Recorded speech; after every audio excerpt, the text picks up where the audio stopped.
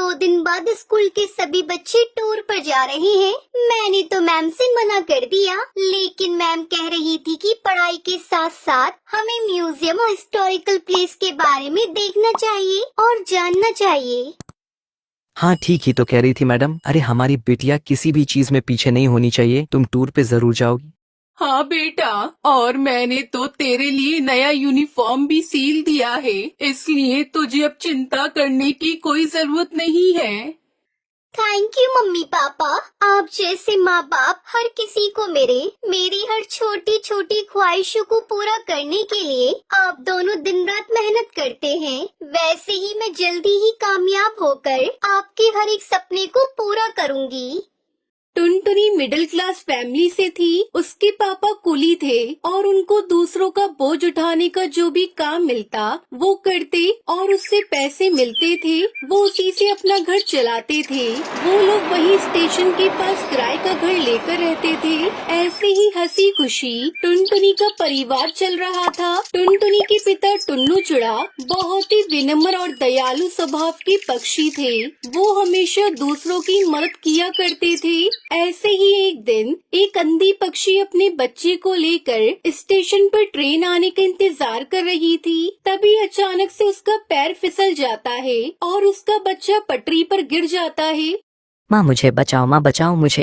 अरे बेटा, कहाँ हो तुम? गोलू, मेरे बच्चे कहाँ हो तुम? गोलू। वो अंधी माँ बेबस होकर इधर उधर अपने बच्चे को तलाश रही थी। गोलू ट्रेन की पटरी पर रो रहा था और तभी उधर से तेज रफ्तार से हॉर्न देते हुए ट्रेन आ रही थी। तभी टुन्नू चिड़ा की नजर उस रोती हुई माँ और बच्चे पर जाती है। वो तुरंत ही सामान वहीं रखकर तेज रफ्तार से दौड़ते हुए पटरी पर जाता है और बच्चे को उठाकर स्टेशन पर रख देता है। तभी ट्रेन आ जाती है और टुन्नू चिड़ा अपने साहस भरे जज्बे के साथ उस बच्चे को तो बचा लेता है, लेकिन वो खुद को नहीं बचा पाता और उसकी वहीं मौत हो जाती है। ये खबर जब उसके घर वालों को पता चलती है तो उनके ऊपर मानो जैसे दुखों का पहाड़ टूट पड़ता है। वो लोग फूट फूट कर रोने लगते हैं। माँ पापा हमें छोड़कर कहाँ चले गए? माँ हमारा क्या होगा? माँ कौन मेरी हर इच्छा को पूरी करेगा? अब मुझे कौन पढ़ा लिखा कर अफसर बनाएगा?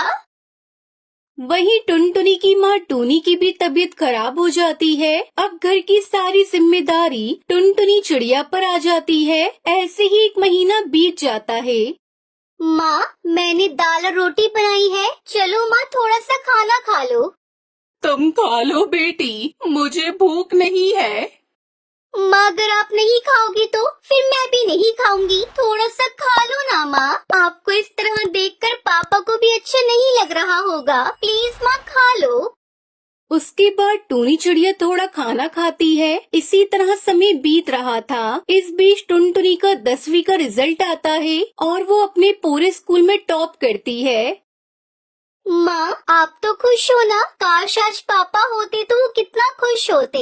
पर देखना माँ, मैं जल्दी ही आगे की पढ़ाई पूरी करके अपने पापा का नाम रोशन करूँगी। टुनटुनी ये सब कह रही थी कि तभी वहाँ पर उसका मकान मालिक कड़कनाथ सेठ आ जाता है। देख टुनटुनी, अब तुम दोनों अपने रहने के लिए कोई दूसरा ठिकाना ढूंढ लो, क्योंकि यह घर मैंने किसी और को किराए पर दे दिया है। मालिक, घर देने से पहले एक बार आप हमसे पूछ तो लेते। यह मेरा घर है और इस घर में किसे रखना है यह मुझे तुमसे पूछने की जरूरत नहीं है। तुम्हारा पति एक अच्छा पक्षी था, इसलिए मैं अभी तक चुप था, लेकिन अब और नहीं। अब तुम दोनों माँ बेटी ये घर खाली कर दो। उसके बाद दोनों माँ बेटी रोते हुए घर से निकल जाती है। माँ अब हम कहाँ जाएंगे माँ? जहाँ भी किस्मत ले जाए बेटी। चल बेटी मेरे साथ चल। उसके बाद दोनों माँ बेटी घर की तलाश में निकल पड़ते हैं, लेकिन उन्हें कहीं कोई घर नहीं मिलता। वो दोनों एक सुनसान सड़क पर बस चले जा रही थी। तभी एक तेज रफ्तार गाड़ी आती है और टूनी चिड़िया को टक्कर मारकर चली जाती है। माँ, ये आपको क्या हुआ माँ? अरे कोई है तो मेरी मदद करो। अरे कोई है। सुनसान सड़क पर उसकी मदद करने वाला कोई नहीं था। तभी उसे वहाँ एक बस दिखाई देती है और टुनटुनी चिड़िया जैसे तैसे करके अपनी माँ को बस में बिठाकर उसे चलाते हुए हॉस्पिटल ले जाती है।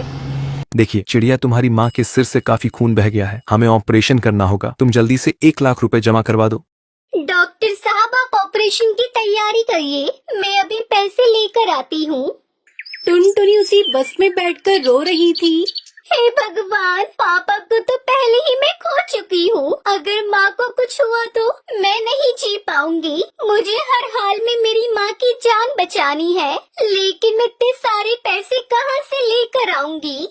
तभी उस बस में से आवाज आती है, परेशान मत हो टुनटुनी चिड़िया, मैं परी लोक से आई हुई हूँ। मैं जादुई बस हूँ और तुम्हारे परिवार वालों की अच्छाई को देखते हुए ही रानी परी ने मुझे तुम्हारी मदद के लिए भेजा है। आज से तुम्हें घबराने की कोई जरूरत नहीं है। ये लो, ये पूरे 1 लाख रुपए हैं।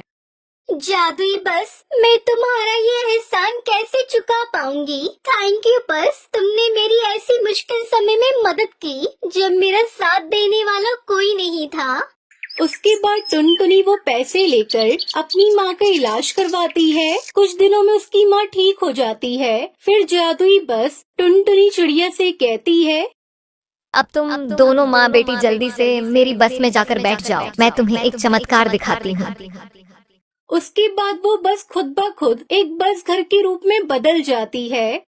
टुनटुनी, आज से ये घर तुम्हारा है। तुम अब यहाँ अपनी माँ के साथ आराम से इस बस घर में रह सकती हो। और हाँ, तुम्हें इस घर में किसी भी तरह की कोई कमी नहीं होगी। वो सब तो ठीक है जादुई बस, लेकिन ये बस घर तो शहर से काफी दूर है। फिर मैं अपने स्कूल कैसे जाऊंगी? बस इतनी सी बात, मैं हूँ ना, मैं भला किस दिन काम आऊंगी। उस दिन के बाद से टुनटुनी और उसकी माँ जादुई बस घर के साथ हंसी खुशी रहने लगती है। उन्हें अब किसी भी चीज की कोई कमी नहीं होती और जादुई बस हर कदम पर टुनटुनी की सहायता करती है।